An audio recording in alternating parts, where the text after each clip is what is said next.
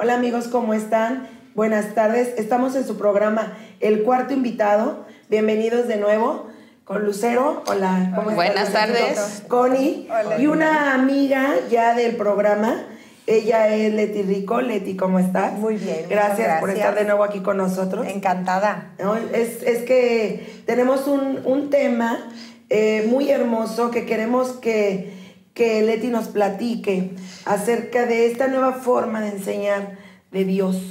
Bueno, pero mételos un poquito en el tema. Lo que pasa es que, Leti, tú eres eres catequista y eres profesora de religión, por decirlo de alguna manera. Así es. Entonces, nos traes un tema en el cual es muy actual, Leti, porque la verdad es que ya ser un maestro de religión, no sé, creo que ya no es tan fácil. No, nunca lo ha sido. No, ¿verdad? Nunca lo ha sido. Porque además los chavos como claro, que ya lo ven así de, ¡uy! Y sobre todo tú eres de prepa. Sí. Entonces, imagínate a esa edad y llegar como maestro de religión. Claro. ¿Cómo le haces, Leti? ¿Cómo le hace un maestro de religión? Sin duda es un gran reto el día de hoy. Yo coordino la Academia de Religión en el colegio donde estoy, también doy clases en preparatoria. Y es una ilusión muy grande porque es un reto con todo lo que hoy reciben los jóvenes en medios de comunicación, videos, música, anuncios, mercadotecnia, publicidad, o sea, son muchas cosas. Mucha información. Y entonces, pues, no es fácil dar una clase de religión. Siempre ha sido una gran responsabilidad y un gran gusto que alguien pueda hablar de Dios en un salón de clases, ya sea en una primaria, secundaria, donde sea, es un gran honor. Pero hoy en especial se vuelve en algo un poquito más complicado por todo esto que hemos dicho, ¿no? No les es fácil a veces a los niños pues, y a los jóvenes aceptar las verdades. Recibir el mensaje. Recibirlo, exacto. Ajá. No les es fácil por todo lo que ellos están viviendo. Entonces, nosotros tenemos que entender, ver los signos de los tiempos. Tenemos que entender qué están viviendo ellos y poner todo nuestro empeño en que los métodos sean más modernos. Las verdades no cambian. Eso era lo que te iba a preguntar. Las viejitas de antes, la catequista sí, que era... Y te aprendes todo de memoria y el padre ya no maestro. funciona. Miren, bueno, sí, las viejitas seguramente eran muy buenas, tenían mucha piedad, eran... claro, ¿verdad? Lo bueno sigue viviendo, ¿no? Lo bueno sigue. Las verdades son las Exacto. mismas. La cosa es que hoy el maestro de religión en verdad tiene que ser una persona que se le note el amor a Dios. En serio. Exacto. Y además que tenga la didáctica para poder hablar de esto y poner justo... podríamos hablar como de algunos puntos que podrían redondear esta didáctica del aprendizaje. Cómo no. Yo les quiero platicar que hoy en día hay un sacerdote que pertenece a la prelatura del Opus Dei que hace una gran labor a nivel mundial. Se llama Don Ramiro Pellitero, tiene un blog para la persona que quiera meterse y aprender mucho de ahí. Él ha insistido mucho en el fondo y en la manera, ¿no? El fondo quiere decir que un maestro de religión tiene siempre, número uno, que estar estudiando. Siempre. Preparado. Claro. Son dos cosas. El primer punto es mucho estudio y mucha oración. El maestro de religión tiene que vivir de verdad en gracia y tener mucha fuerza para hablar de Cristo. O sea, congruencia. No puedes enseñar de Dios. Exacto. Si tú no lo vives. Por supuesto. Y lo que hoy más funciona, justo es lo que acabas de decir, el ejemplo. El ejemplo es lo que hoy puede convencer a un joven para decidirse a amar mucho más a Dios en su vida. O para sacarlo definitivamente. Un maestro definitivamente puede hacer que el joven diga para ser como él. Claro. Definitivamente.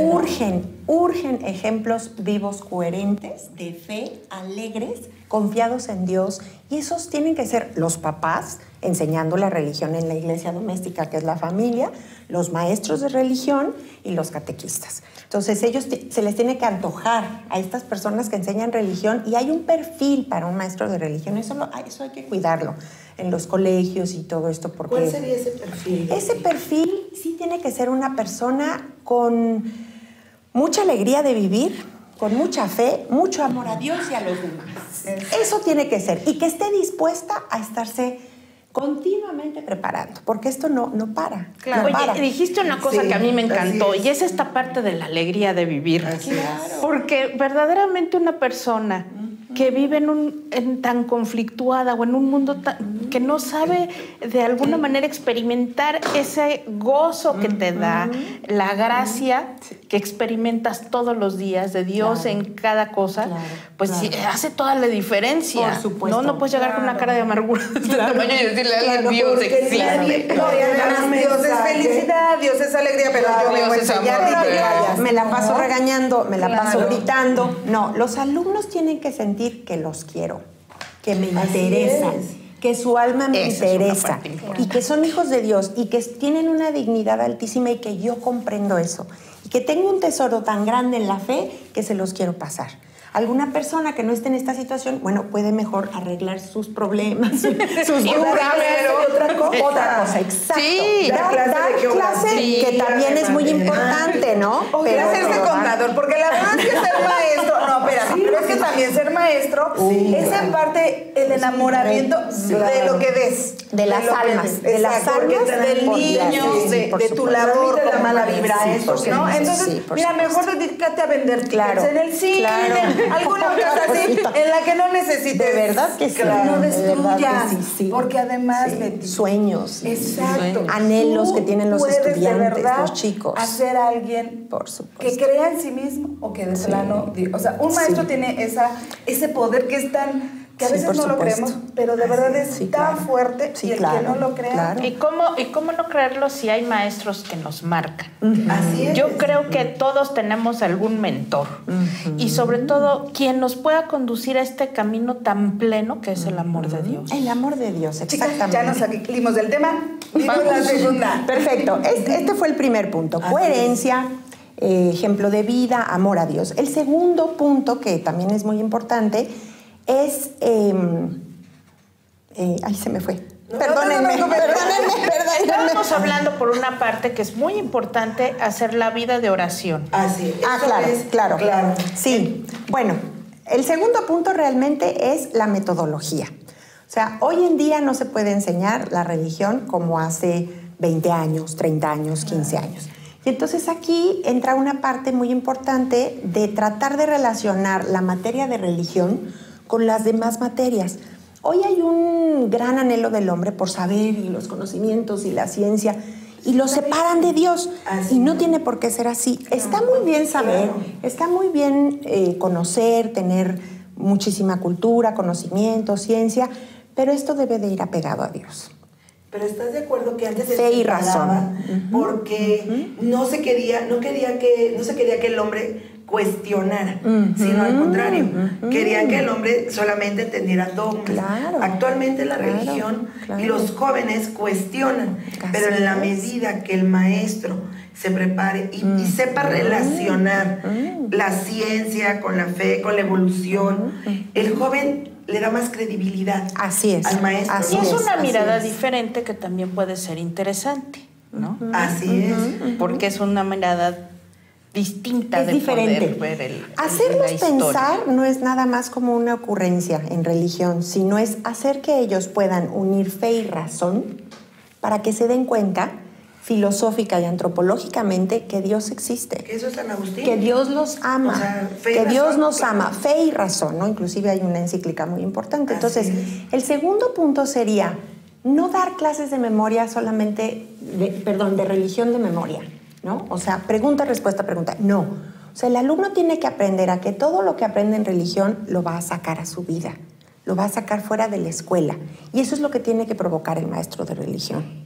Y está bien entonces que lo cuestionen, que cuestionen las verdades, que cuestionen lo que se les esté enseñando, Leti. Porque a mí no me lo dejaban, Leti. Nosotros no nos dejaban. Iba a la escuela de catecismo. Claro.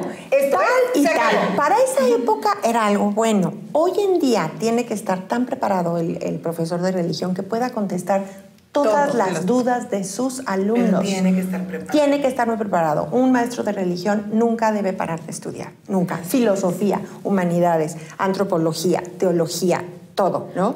Y si no se puede asistir a alguna maestría, algún doctorado, pues yo me pongo un plan de lectura y de estudio como profesor, como catequista, que me prepare, porque ahora los chicos preguntan cosas que uno dice, ¿cómo se les ocurrió esto?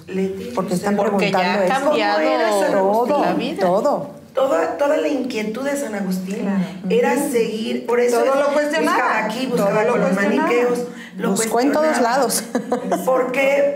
Y fue un gran doctor de la iglesia, porque sus cuestionamientos lo llevaron a la verdad. Exacto. Y la verdad, las mamás no debemos tener miedo en eso.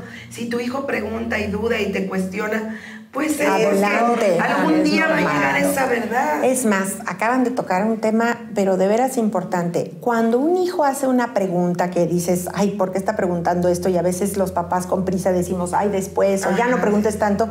Es malísimo, porque es esa capacidad que tiene el hombre de ser filósofo, de preguntar por qué. Claro. Y no debemos tapar esas cosas. Entonces, en la clase de religión se debe poder hablar sobre cualquier tema. Porque además ellos tienen que darse cuenta que Dios está en todas partes. Desde luego. ¿No? Pero es que además, incluso Y de en adultos, todas te sigues partes, por supuesto. Y por eso la filosofía existe, ¿no? Ahora, el siguiente punto, fíjense que es una cosa muy interesante porque religión debe tender hoy a hacer proyectos interdisciplinarios y transdisciplinarios en la clase de religión. Los proyectos interdisciplinarios son aquellos proyectos en los que intervienen algunas materias junto con religión y hacen un trabajo, ¿no? Y los transdisciplinarios son aquellos proyectos en donde interviene religión con otras ciencias como la biología, la historia, la filosofía, etcétera, pero van más allá, van afuera del colegio, los transdisciplinarios. Entonces, si hay un problema, por ejemplo, de bullying en la escuela, la meta o el objetivo lo puede poner el maestro de religión, que puede ser, por ejemplo, la dignidad del hombre y amor y comprensión a todos. Y de ahí baja la materia de biología, y de ahí baja la de civismo, y de ahí baja la de historia. Es decir, religión debe ir a la cabeza de los proyectos. ¿Y cómo podríamos aplicarlo en una catequesis en parroquial, por ejemplo? Claro. ¿Cómo podríamos aplicar este concepto interdisciplinario a una catequesis parroquial? Es una excelente pregunta. En una catequesis parroquial podría preguntarle o saber de algún tema que tiene inquietos a los niños. Así es. ¿Sí? Y ese tema, por ejemplo, a lo mejor a los niños los trae un poquito inquietos el tema del divorcio o el tema de si es pecado o no tal cosa o cual cosa. Entonces se puede ver desde el punto de vista de religión, poner la meta o el objetivo, y de ahí podríamos complementarlo con ética, con historia de la iglesia, con español, con computación. De cómo se hicieron las familias. Exacto. ¿Por qué el matrimonio ¿Por qué es así? se van integrando? ¿Desde cuándo existe el matrimonio? Por ejemplo, en la historia, ¿qué dice la ley? Lo importante es que los colegios que enseñan la fe, de verdad, la religión tiene que ser lo más importante. Porque es lo más formativo, ¿no? Es lo que más nos da. Leti, ¿cuál sería? El quinto punto es acercar a los jóvenes hoy a la belleza. Que eso es una cosa hermosa, porque en la belleza está la verdad. La belleza es manifestación cuerpo, por ejemplo, y de todo. Claro, el cuerpo, ¿no? Porque claro, además es una apreciación estética muy ambiciosa, Exacto. Leti. A ver, sí. Cuéntame de esa en el situación. aula, claro que sí, con mucho gusto. En el aula lo que se puede hacer es, por ejemplo, esto hizo Miguel Ángel, esto hizo otro artista, ponerles música clásica, escultura, instrumentos. O sea, es acercarlo a las cosas bellas, arte, mucha belleza, mucho arte. Hay que acercarlos a eso, porque ahí esa es representación del bien. Claro. Y es representación de la verdad. Y todo lo que vaya del lado del bien y de la verdad, ahí está Dios. Y todo lo que el hombre pueda hacer para perfeccionar la creación es una maravilla, lo acerca a Dios, ¿no? Claro. Con esto tan hermoso que Leti nos acaba de decir, vamos a un corte y regresamos. Perfecto.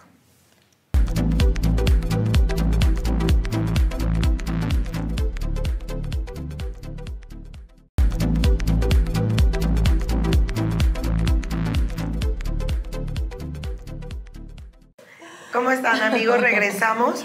Lucerito, ¿tienes por ahí una pregunta? Sí, la hice en el corte y la hago mejor a la cámara. Así es. Oye, Leti, sí. no es fácil para un chavo, o sea, decir, bueno, pues este es Dios y sí lo acepto. ¿no? Vienen muchos cuestionamientos, sobre todo llegando a la prepa, y sobre todo en estos temas que tienen que ver con la verdad, ¿no? Como que la verdad se ha vuelto una cuestión muy relativa en el aspecto de la religión, y yo puedo decir, mira, Leti, en buen plan, yo tengo mi verdad, tú tienes tu verdad, y yo vivo mi religión.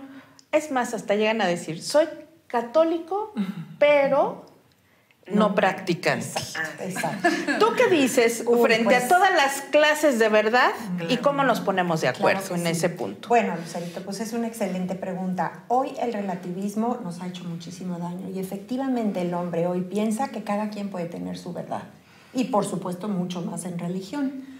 Lo que hay que hacer, en la época de la adolescencia, es normal que un joven que ha recibido principios cristianos se descontrole un poco. ¿Y por qué? Sí. ¿Para qué? ¿Y por qué? Y el rosario.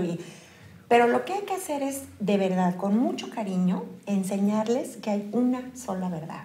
Que los sentidos y la luz de nuestra inteligencia nos puede decir lo que es la verdad. La verdad se llama Jesucristo. Jesucristo vino a salvarnos. Y esa verdad no tiene cuestionamiento, porque inclusive hubo historiadores que escribieron sobre un tal Jesucristo de Nazaret, un nazareno que hacía milagros. O sea, Jesucristo sí vino, sí nos salvó, sí dio nuestra vida, sí dio su vida por nosotros. Y la Virgen María también. Porque pues, bueno, todo, y San José es su padre. Claro. Entonces, aquellas personas que tienen dudas de fe generalmente quieren como acomodar un poquito la religión. Pero es que no hay varias verdades en religión, hay una. Y la tomas toda o no la estás tomando. Leti, pero ¿qué hace una maestra de catequesis con un joven que no quiere oír? Perfecto. Que está negado, que no le importa, que le harta, que le choca. En primer lugar, escucharlo con un cariño que parezca que no tenemos otra cosa que hacer más que escucharlo a él. Pues darle tiempo, vente, platícame. O sea, que sientan de verdad que nos interesan, que los queremos, en verdad. Buscar dónde está el motivo de por qué esa duda tan grande de fe y no irse a la Biblia ni al catecismo, que son nuestras fuentes principales. No, oye, vamos a ver tal película, ¿va? La vemos tú y yo. Oye, vamos a analizar este video, ¿sí? Oye, leemos juntos este libro. O sea, hay que llegar al trato de tú a tú con los jóvenes, los catequistas. Y con lo que a ellos les interesa. Con lo que a ellos les interesa. Películas. Una persona que enseñe hoy en día religión no puede estar desconectada de la modernidad de los medios de comunicación. Tienes que estar en ellos, porque si no, ya perdiste a tus alumnos. Pero además te ayudan. O sea, la verdad, son buenos. Son herramientas. Claro. Que lo que hacen es ayudarte y apoyarte. ¿Estás de acuerdo que los medios y todos los avances tienen su parte mala, pero tienen su parte muy buena? Claro. Oye, Leti, ¿y qué pasa si, por ejemplo, yo en mi casa... pues estoy viendo todo un destorlongo? O sea, a mí si me dices, Dios es tu padre, digo, pues, ¿dónde está? No, o sea, ese hombre que me ha hecho la vida miserable, no lo quiero. Y más que lo siento como adolescente, que es un punto de rompimiento muy fuerte. Miren, cuando desde chiquititos, y este es un consejo a los papás, aquí sí es para los papás directo, cuando a los chiquitines de verdad se aprovecha el periodo sensible de la fe, que es muy chiquitos, y se les platica sobre la Virgen, sobre su ángel de la guarda, lo van aceptando poco a poco. Si yo no he dado eso a mis hijos, va a ser muy difícil que a los 17, 18 años me acepten que mi ángel de la guarda anda conmigo todo el tiempo. ¿Pero qué te pasa? O sea, ¿cómo? ¿De cuál fumaste? Exacto. En cambio, si se les da desde pequeños esto, se va creciendo y a lo mejor sí hay un temblorcito en la adolescencia, pero no llega a ser un sismo tremendo que tire todo, ¿no? Ahora, también puede haber en un hogar cristiano que un hijo tenga muchas dudas, pues hay que quererle más, hay que esperarle más, hay que cuidarlo más, hay que escucharlo más y hay que hacerle sentir que lo queremos con todo y sus dudas. A todos, y todos en la familia tienen que sentirse. Oye, yo he visto, y de verdad es una cosa que a mí me ha llegado hasta molestar, y lo traigo a colación porque fue muy reciente. El asunto es que yo he visto en misa, sobre todo cuando los niños son muy pequeños, que en vez de que los papás acompañen para que ayuden a interpretar lo grandioso que está pasando adelante, como que tratan de que el niño no moleste o no lo pelan, y el niño empieza a hacer un montón de cosas que no es participar de lo que está ocurriendo en ese claro, momento y que es tan importante para nosotros.